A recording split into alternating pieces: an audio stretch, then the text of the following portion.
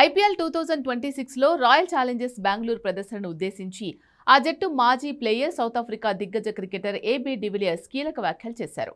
గతంలో ఆర్సీబీ కేవలం ఒకరిద్దరు ఆటగాళ్లపై మాత్రమే ఆధారపడేదని, కానీ క్రితం సీజన్లో అది పూర్తిగా మారిపోయిందని వ్యాఖ్యానించారు. జట్టులోని ఆటగాళ్లంతా సమిష్టిగా రాణించడంతో ఆర్సీబీ తొలి టైటిల్ అందుకుందని వివరించాడు. అదే జోష్లో ఈసారి కూడా ఆర్సీబీ విజేతగా నిలుస్తుందని జోస్యన్ చెప్పాడు. ఇదే టైంలో విరాట్ కోహ్లీపై డివిలియర్స్ ప్రశంసల వర్షం కురిపించాడు. కోహ్లీ ఆర్సీబీకి గుండె లాంటోడని పేర్కొన్నాడు. జట్టు కోసం అతడు నిరంతరం పోరాడుతూనే ఉంటాడని కొనియాడాడు.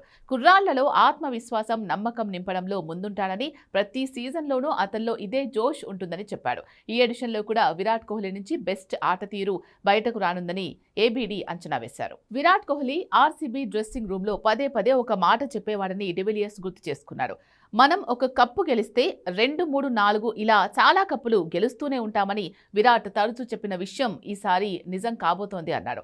ఐపీఎల్ 2026లోనూ ఆర్సీబీ దుమ్ము రేపడం ఖాయమని, తప్పకుండా వరుసగా కప్పులు గెలుస్తుంది అనే నమ్మకం ఉందని చెప్పుకొచ్చాడు. ప్రస్తుతం రాయల్ ఛాలెంజర్స్ బెంగళూరు జట్టు అద్భుతంగా ఉందని, ఈసారి కూడా జట్టులో పెద్దగా మార్పులేవీ ఉండకపోవచ్చని అన్నాడు.